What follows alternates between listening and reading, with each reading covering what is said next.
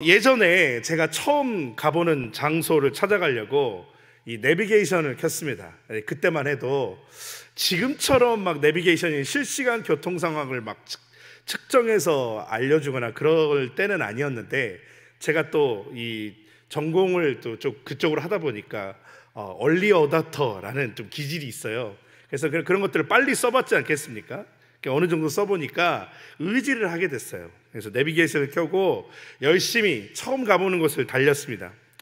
목적지에 거의 도착했다라는 이런 음성이 들렸고, 이제 도착했구나 한데 막상 도착을 했더니 전혀 엉뚱한 곳에 저를 내려준 내비게이션의 그 안내를 경험했던 순간이 있었어요. 아예 그냥 다른 장소에다가 저를 데려다 놨더라고요.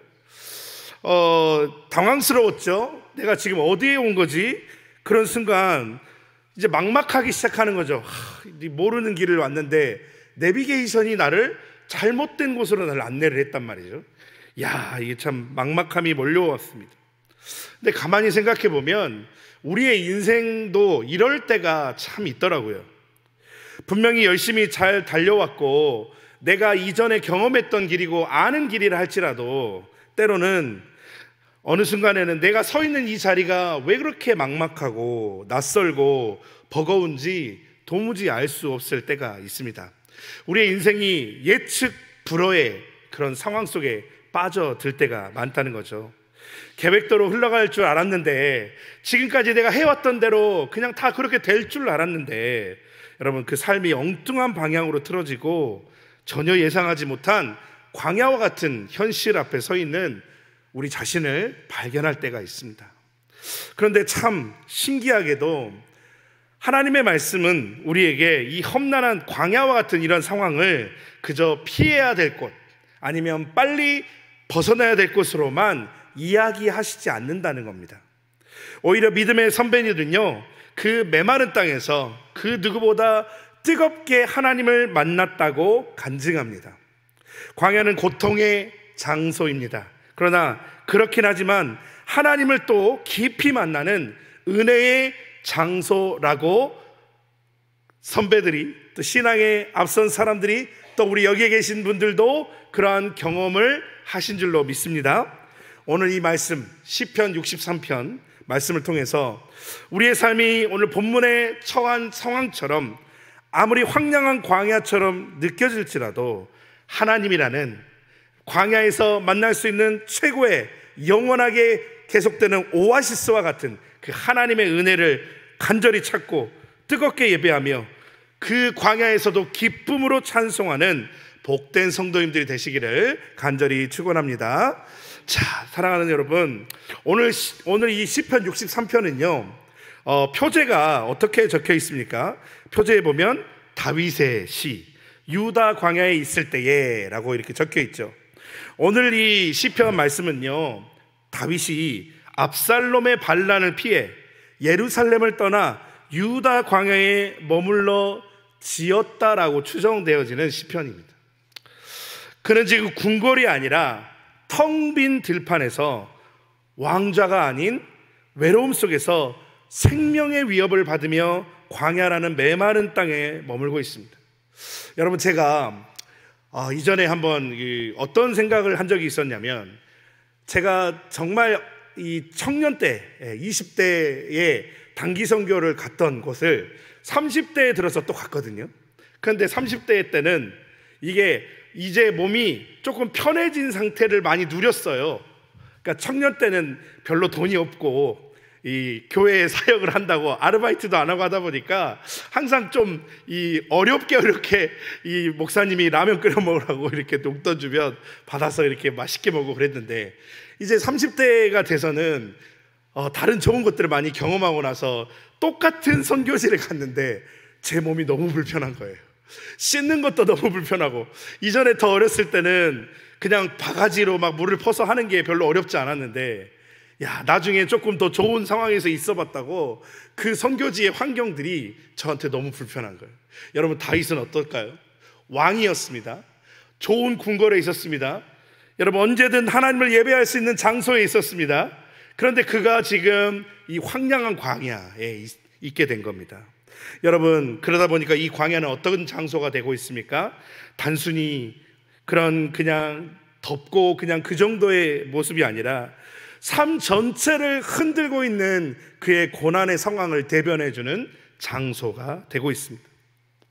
여러분, 그곳에서 어떻게 됩니까? 극심한 갈증을 느낍니다.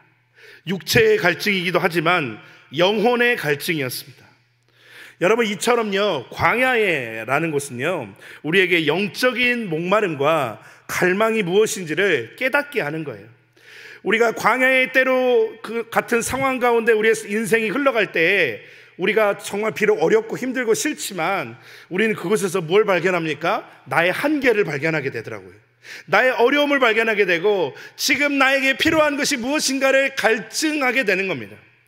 자, 오늘 시편 말씀 63편 1절에서 이렇게 시편 기자가 이야기하죠. 다윗이 함께 읽어보실까요? 시작. 하나님이여 주는 나의 하나님이시라. 내가 간절히 주를 찾되 물이 없어 마르고 황폐한 땅에서 내 영혼이 주를 갈망하며 내 육체가 주를 앙모하나이다. 자, 여러분 어떻습니까? 다윗이 지금 몸도 마음도 자신의 영혼도 지금 바짝 말라버렸습니다. 광야가 그렇게 어려운 것이에요. 그런데 여러분, 이 다윗이 그러한 마른 상황 가운데 가장 갈증이 있었던 것이 무엇이었습니까? 바로 하나님이었습니다. 여러분, 이 광야의 순간에 있을 때에도 여러분, 그 광야가 무엇을 깨닫게 합니까? 나에게 가장 필요한 것이 무엇인가를 깨닫게 한다는 거예요. 여러분, 지금 몸도 마음도 바짝 말라 있는데도 가뭄이 든 땅처럼 답답하고 불안한 상황임에도 그가 가장 갈증이 났던 건 무엇일까요? 하나님이었습니다. 지금의 이 상황 가운데 여러분, 광야와 같은 이 현장에서 지금 어떤 느낌을 받습니까? 하나님께서 나를 버리신 것은 아닌가, 그러한 고통과 고민이 들지 않을까요? 왜 내가 이런 일을 당했을까? 내가 하나님 앞에 무엇을 잘못했을까? 우리 이런 생각들을 하잖아요. 여러분, 이 다윗이 말하는 그 목마름이요, 얼마나 큰 목마름인지 다윗이 무슨 이야기를 합니까? 내가 간절히 주를 찾는다는 거예요. 너무나 목이 마를 때 간절히 물을 찾는 것처럼 간절히 주를 찾되 물이 없어 마르고 황폐한 땅에서, 그런데 오히려 내가 무엇을 갈망합니까? 내 영혼이 주를 갈망한다라고 고백하고 있습니다. 여러분, 그는 홀로 남겨졌습니다. 여러분, 한때는요, 그는 성전의 화려한 예배 가운데 있었습니다.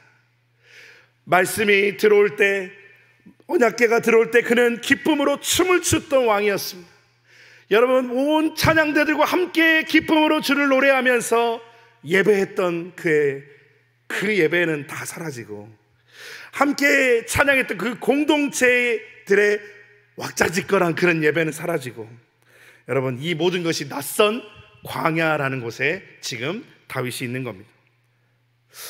여러분, 다윗의 이 고민은요, 단지 물이 없다고 갈증하는 게 아니죠.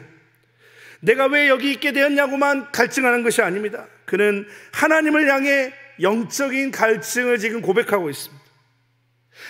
우리가 많이 어렸을 때부터 들었던 거죠. 사슴이 시냇물을 찾기에 갈급함 같이. 제가 어렸을 때 드라마를 보니까 그런 장면이 많이 나오더라고요. 버스나 지하철에서 어떤 분들이 이렇게 해서 뭐 물건을 파는 분인데, 제가 주일학교 다니면서 보니까 시편에 이 말씀이 많이 나오더라고요. 그죠? 사슴이 시냇물을 찾기에 목마름 같이 헐떡인다, 그런 표현들이 나오죠. 그러니까 지금 다윗은요, 견딜 수 없는 목마름으로 물을 찾는 게 아니라 견딜 수 없는 목마름으로 누구를 찾습니까? 주님을 찾는다는 겁니다. 사랑하는 성도 여러분, 이러한 광야, 저와 여러분에게도 언제나 닥칠 수 있던 이런 광야와 같은 시간 속에서, 상황 속에서도 여러분, 저와 여러분이 물을 찾는 것도 중요하지만 주님을 찾는 믿음이 있기를 소망합니다.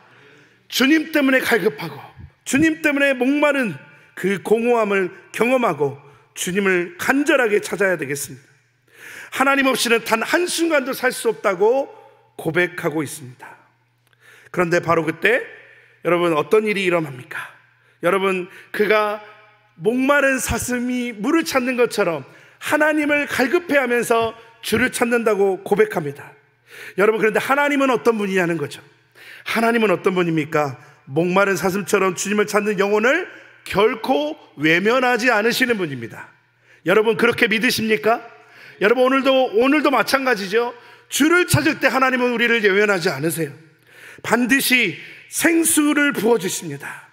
여러분 요한복음 7장 37절 38절에 보니까 누구든지 37절 중간부터 읽을게요. 누구든지 목마르거든 내게로 와서 마시라. 나를 믿는 자는 성경의 이름과 같이 그 배에서 생수의 강이 흘러나오리라 하시니, 여러분 성경의 이름과 같이 그 배에서 생수의 강을 흘러넘치게 하시겠다라는 겁니다. 누구에게요? 주를 찾는 자들에게. 여러분 오늘도 저와 여러분이 주님을 찾을 때에 그 광야와 같은 상황 가운데 있다 할지라도 지금의 나의 모습이 좋지 않아도 하나님은요 우리의 외모를 따지시는 분이 아니세요. 하나님은 우리의 어떤 재산을 따지시는 분이 아닙니다. 하나님은 내가 무언가를 잘하고 못하고를 따지시지 않습니다. 하나님은 오늘 간절히 주님을 찾는 자를 찾고 계십니다. 그리고 그러한 사람들에게 하나님의 생수의 공급을 부어주십니다. 여러분 오늘 이 광야, 혹시나 광야와 같은 상황 가운데 지금 맞닥뜨리신 분이 계십니까? 그곳에서 나의 영혼 깊은 곳에서 주님을 갈망할 수 있기를 소망합니다. 그리고 주님을 찾으시기를 소망합니다. 그런 자에게 주님은 어떻게 하십니까? 주님의 생명의 물을 부어주신다는 거예요. 은혜를 부어주십니다. 여러분 그러한 은혜가 있기를, 하나님께로 나아가는 그러한 귀한 은혜가 있기를 간절히 소망합니다. 자, 사랑하는 성도 여러분, 자, 그 다음으로 다윗은요 광야라는 혹독한 환경 속에서도 결코 변함이 없으신 하나님의 사랑을 노래합니다. 3절에서 5절 말씀을 통해 다윗이 깨달은 하나님의 사랑은 얼마나 위대하냐. 주의 인자하심이 생명보다 나음으로 내 입술이 주를 찬양할 것이라. 아멘. 주의 인자하심이 생명보다 낫다는 거예요. 여러분 여기에서 인자하심, 너무나 많이 여러분 들어보셨을 헤세드라는 표현입니다. 이 표현은요 단순히 어떤 친절함, 그냥 호의적인 이런 것들이 아니라 저기 나오죠, 언약적인 사랑을 이야기하는, 변치 않는 자비, 신실한 사랑을 이야기하는 겁니다. 인간이 감히 할 수 없고 오직 하나님께서 하시는 그러한 사랑을 이야기합니다. 여러분 하나님은 어떤 분이십니까? 하나님은요 그 언약에 기반하셔서 영원하시고 신실하시고 끝까지 우리를 붙드시는 분입니다. 우리는 변합니까? 변하지 않습니까? 결혼할 때 우리 어떻게 해요? 검은 머리가 팥뿌리가 될 때까지 서로 사랑하기로 맹세하십니까? 네! 몇 달 전에 우리 장로님 따님 결혼하신 거 보니까 얼마나 좋은가 그렇게 하더라고요. 다 그렇죠. 근데 이제 10년이 지나고 20년이 지나고 지금도 다 그러시죠? 변함이 없으시죠? 네. 가정의 달이니까. 네. 네. 그렇다는 거예요.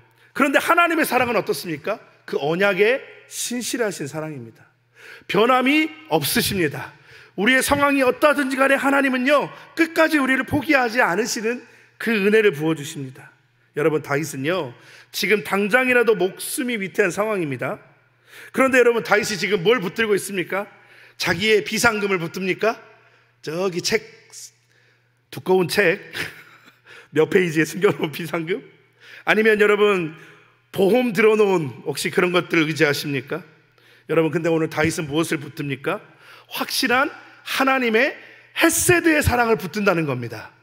여러분 그 나를 놓지 아니하시고 절대로 나를 포기하지 않으시는 그 하나님을 기대하시기 바랍니다. 여러분 그걸 믿으시기 바랍니다. 여러분 우리가 아무리 어떤 상황 가운데 있다 할지라도요 하나님은 나를 버리지 않으십니다. 온 세상 날 버려도 주 예수 안 버려. 예전에 팔복이라는 그 지하철에 맨발로 타신 한 어르신의 다큐를 본 적이 있는데 그분이 늘 불렀던 찬송이 저는 아직도 기억나는 가사가 온 세상 날 버려도 주 예수 안 버려. 여러분 주님은 절대로 저와 여러분을 버리지 않으십니다. 그러므로 여러분 우리 하나님의 그 확실한 사랑을 붙드시기를 소망합니다. 여러분, 때로는 우리가 정말 내가 하지도 않은 일 때문에 억울한 고난을 당할 때도 있습니다. 여러분, 지금 이 다윗의 이 상황을 보십시오. 자기의 아들로부터 쫓겨났어. 얼마나 억울하고 비통합니까? 애통합니까? 어떻게 해야 될지도 모르는 그런 상황이잖아요. 그런데 이 상황 속에서도 다윗은요, 하나님을 붙들었다는 거예요. 왜입니까? 그가 이전에 다윗이 이 자리에 오기까지 그를 붙들어 주셨던 그 하나님, 나와 함께 하시는 하나님, 늘 내가 예배하는 그분을 붙들었다는 것입니다. 여러분, 그러면서 무슨 이야기를 합니까? 하나님의 사랑은 나의 숨쉬는 것보다 훨씬 더 가치가 있다, 이렇게 이야기합니다. 여러분, 사실요, 우리의 본능은 어떤 것이냐면, 반사적으로 우리 안에 일어나는 현상은 어떤 현상입니까? 위기에 처하면요, 본능적으로 일단 살고 보자는 생각을 하죠. 뭔가 내가 불편하고 내가 뭔가 힘든 일이 갑자기 나한테 오면 우리는 도망가기 일쑤입니다. 숨어버리기 일쑤입니다. 그리고 아무것도 하지 않으려고 하죠. 자기의 목숨부터 챙기기 마련입니다. 그런데 여러분, 다윗은요, 현실적인 어려움 물론 있고 나에게 닥치는 고난이 물론 너무 힘들지만 다윗은 그것보다 훨씬 더 귀한 주님의 헤세드의 그 은혜를 붙들었다는 것입니다. 여러분, 그것이 바로 하나님의 깊은 은혜이며 주의 인자하심을 의지하는 삶입니다.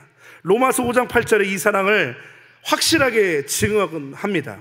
우리가 아직 죄인 되었을 때에 그리스도께서 우리를 위하여 죽으심으로 하나님께서 우리에 대한 자기의 사랑을 확증하셨느니라. 아멘. 여러분, 우리가 아직 죄인 됐을 때에도 이미 그리스도께서 우리를 위하여 죽으셨다는 거예요. 그 하나님이 내가 지금 이런 어려운 환경 가운데 있는데 나를 가만히 두시겠습니까? 나를 버리시겠습니까? 아닙니다. 하나님은 절대로 그러시지 않습니다. 하나님은 나를 붙들어 줍니다. 여러분, 그 사랑을 깨닫자 이 오늘 다윗이 어떻게 노래합니까? 4절과 5절에 보니까 내 평생의 주를 송축하며 주의 이름으로 말미암아 나의 손을 들리이다. 골수와 기름진 것을 먹은 것 같이 나의 영혼이 만족할 것이라, 이렇게 노래하지 않습니까? 광야라는 현실적인 결핍, 여러분, 이 광야는요, 저는 가보질 못했습니다.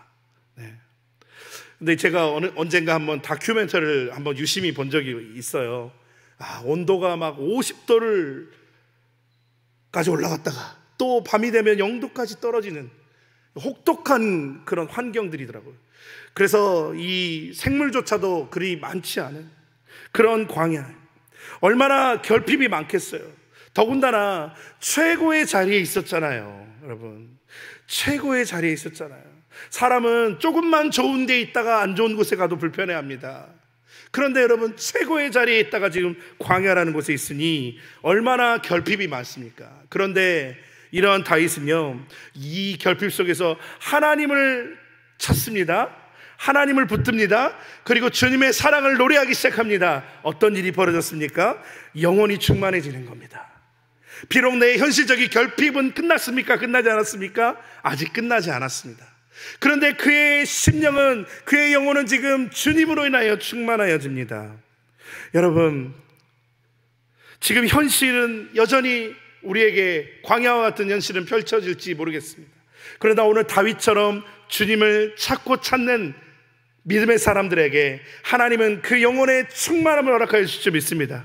성령으로 충만케 하셔서 견딜 수 있는 은혜를 주실 줄로 믿습니다.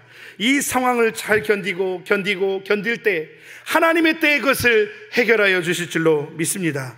여러분, 우리의 환경이 아무리 척박하고 부족한 가운데 있다 할지라도 하나님 한 분만으로 만족하는 그러한 반응이 우리에게서 선포되어지기를 소망합니다. 여러분, 그것이 광야에서 주님만을 찬송할 수 있는 비결인 줄로 믿습니다. 자, 세 번째로, 광야에서도 다윗은요, 주님과 깊이 교제하는 삶을 살았습니다. 여러분, 주님과 교제할 때 우리는 어떻게 됩니까? 흔들리지 않는 것입니다. 주님과의 교제가 멀어지면 우리 어떻게 됩니까? 흔들리기 시작하죠. 여러분, 예전에 한번 그런 경험이 있는 것 같아요. 청년 때에 봉사를 막 이렇게 하다가 감당할 수 없을 만큼 내가 옛날에 예스맨이었거든요. 막 이것 좀 해주려고 그러면 예 하다가 보니까 어느 순간에 감당 못할 정도가 되는 거예요.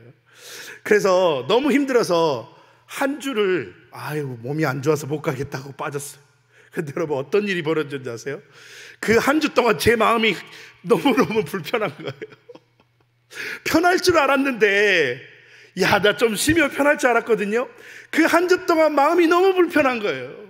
내 영혼이 막 어떻게 해야 될지 모르겠는 거예요. 막 불편하고 무겁고 빨리 교회 갔으면 좋겠다, 이런 생각이 계속 드는 겁니다. 여러분, 우리도 어떻습니까? 우리가 정말로 이 광야가 있다 할지라도 우리가 주님과 교제할 때 우리는 어떻게 됩니까? 충만한 기쁨이 넘치게 된다는 것입니다. 비록 힘들지만, 비록 어렵지만 그러한 은혜가 있다는 것입니다.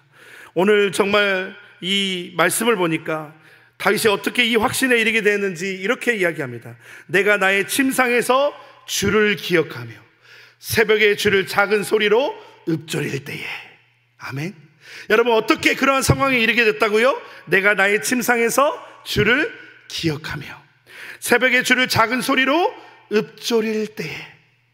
의무감으로 기도한 게 아니라 잠들기 전에도 새벽을 깨우면서도 하루 종일 하나님을 깊이 묵상하고 생각하고, 그렇게 다윗은 주님만을 찾았습니다. 여러분, 형식적으로 한 것이 아니라 정말 솔직하게 주님을 붙들었어요. 침상에서 주를 기억했다. 자기 전에도 주를 기억하는.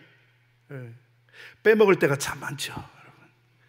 식사기도 할 때도 가끔 이렇게 내가 기도를 했는지 안 했는지 기억이 안 돼. 담임 목사님 대표기도 했는데 제가 먹으려고 하다 또 기도를 이렇게 하려고 기억이 안 날 때가 있어요. 그런데 여러분, 오늘 다윗을 보니까 언제 어디서나 지금 주님을 기억하고 있는 겁니다. 새벽에 주를 작은 소리로 읊조리고 있는 겁니다. 여러분, 우리가요, 광야 같은 인생을 만나면, 제가 사역을 하면서 참 안타까운 게 뭐냐면, 어려움 가운데 있는 성도님들을 신방을 하고 문안을 하게 되면 많이 보았던 현상 중에 하나가 뭐냐면 예배를 안 나오시더라고요. 찬양을 그 삶에서 끊으시더라고요. 기도를 못하겠다고 막 하시는 거예요. 마음이 너무 아파요. 너무 안타깝더라고요. 여러분, 오늘 근데 다윗의 모습을 보십시오. 광야와 같은 상황이에요. 여러분, 남들이 사실 우리가 객관적으로 우리가 만약 이런 일을 당했다, 어떨 것 같으세요? 너무 비참하잖아요. 그런데 그런 상황 속에서도 다윗은 어떻게 합니까? 늘 하나님을 찬양하고 예배하고 말씀을 묵상하기를 멈추지 않았다는 겁니다. 가장 이 깊은 교제로 침대에 누워서든 새벽에 눈을 떠서든 어떤 상황이라도 그는 하나님만을 향해 있었습니다. 사랑하는 성도 여러분, 이것이 바로 다윗이 광야에서도 힘을 얻을 수 있는 비결이었습니다. 언제나 깨어서 하나님을 묵상하는 삶. 여러분, 여기에 오늘 다윗이 그 광야에서 주님을 찬송할 수 있는 비결이 있는 것입니다. 여러분, 우리 7절 말씀, 8절 말씀 한번 보실까요? 시작. 주는 내가 주를 그늘에서 즐겁게 부르리이다. 내 영혼이 주를 가까이 따르니 주의 오른손이 나를 붙드시거니와. 아멘. 여러분, 다윗이 지금 광야라는 그런 세계에 있습니다. 성전과 멀어졌습니다. 여러분, 요즘에야, 여러분, 지금이야 우리가 늘 교회에서 가까운 곳에서 우리가 주님을 예배하면서 만나는데, 이때 당시에 여러분 한번 이 구약 시대의 이 사람들의 생각은 어떻습니까? 성전입니다. 성전 중심. 그러니까 성전과 멀어졌다는 것은요, 극심한 고통이 있는 거예요. 그런데 오늘 다윗이 그러한 곳에도 있지만 하나님을 더욱 가까이 찾습니다. 그분의 든든한 오른손에 붙들려 있음을 확실합니다. 내가 지금 이 지경에 있지만, 내가 이런 비참한 상황 가운데 있지만, 여러분, 하나님은 지금 나를 붙들고 있구나, 이렇게 확신한 것입니다. 사랑하는 성도 여러분, 광야 가운데 혹시 계십니까? 억울한 상황을 만나셨습니까? 힘들고 어려운 상황을 헤쳐나가고 계십니까? 하나님이 저와 여러분을 붙들고 계심을 믿으시기 바랍니다. 하나님이 그런 비참한 상황 가운데 있는 다윗을 붙드시는 것처럼 오늘 저와 여러분도 붙들고 계시다는 것입니다. 여러분, 그는요, 어떻게 이것을 알았습니까? 지금까지 함께 하신 주님을 늘 기억했다는 거예요. 늘 잊지 않고 나를 지금까지 인도하신 그 하나님의 은혜를 읊조렸다는 거예요. 늘 고백했다는 거예요. 이게 바로 찬송이고 묵상이고 기도입니다. 여러분, 우리가 광야를 만났습니까? 멈추지 말아야 될 게 무엇일까요? 하나님이 나를 인도하신 그것들을 고백하시기 바랍니다. 이 지금까지 나를 인도하신 그 하나님을 높이시기를 바랍니다. 비록 내가 지금의 이런 상황 가운데 있다 할지라도 지금까지 나를 인도하신 하나님은 여전히 나를 붙들어 주신다는 겁니다. 이사야서 41장 10절 말씀, 두려워 말라, 내가 너와 함께함이라, 놀라지 말라, 나는 내 하나님이 됨이라, 내가 너를 굳세게 하리라, 참으로 너를 도와주리라, 참으로 나의 의로운 오른손으로 너를 붙들리라. 아멘. 여러분, 하나님이 저와 여러분을 붙들어 주십니다. 지금의 모습은 비록 내가 이럴다 할지라도 하나님이 나를 붙들고 계시다는 겁니다. 여러분, 이것이 우리가 주님을 찬양할 때, 주님을 읊조릴 때에 하나님이 우리에게 주시는 은혜인 줄로 믿습니다. 여러분, 말씀을 마치도록 하겠습니다. 오늘 시편 63편의 모습을 보면서 여러분, 다윗은 비록 자기의 그 상황이 매우 비참하고 비통하고 외롭고 너무나 결핍이 많은 그런 상황이지만, 이전에 내가 화려한 그 악단들과 함께 하나님을 예배하는 기쁨은 사라졌지만, 텅 빈 광야에서 메마른 현실 속에서 불평 대신 찬송을 선택했습니다. 하나님이 지금까지 나에게 행하신 일들을 침상에서도 새벽에 일어나서도 읊조렸습니다. 여러분, 이 모습이 저와 여러분의 모습이 되기를 소망합니다. 그렇게 하나님을 찾고 찾는 사람에게 하나님은 어떻게 응답하십니까? 내가 너를 의로운 오른손으로 붙들어 주신다는 겁니다. 사랑하는 성도 여러분, 우리 정말 이 시대가 너무나 어렵죠. 너무나 힘들죠. 마치 정말 우리를 광야의 한가운데로 밀어넣는 것 같은 일들이 수시로 우리를 도전해 옵니다. 우리의 삶 가운데 도전해 옵니다. 여러분, 그러나 그 가운데 우리가 기억해야 될 것은 지금까지 나를 붙드신 하나님은 여전히 우리를 붙들어 주신다는 사실입니다. 그리고 그 광야 같은 속에서도 우리가 불평하고 불만하는 데서 그치는 것이 아니라, 그냥 그렇게 피하고 도망가는 데 그치는 것이 아니라, 그곳에서 오늘 이 63편의 다윗의 모습처럼 하나님을 노래하시길 소망합니다. 그 광야에서도 하나님을 예배하기를 기뻐하며, 비록 나의 상황은 여전히 해결되지 않았지만 내 영혼에 오늘도 충만하게 부어주시는 주님의 그 은혜를 경험하시기를 소망합니다. 정말 이 마른 광야에서 하나님이라는 영원한 오아시스, 어떤 오아시스와도 비교할 수 없는 그 오아시스와 같은 하나님을 간절히 찾으시기를 바랍니다. 그리고 그분의 헤세드의 그 은혜를 붙들고 우리가 나아갈 때에 하나님이 우리를 붙들어 주시고 회복시켜 주실 줄로 믿습니다. 하나님이 오늘 저와 여러분을 풍성히 채워주실 줄로 믿습니다. 여러분, 광야는 저와 여러분의 영혼이 하나님을 가장 깊이 만나는 곳이 될 줄로 믿습니다. 주의 인자하심이 생명보다 나음으로 내 입술이 주를 찬양하리이다. 아멘.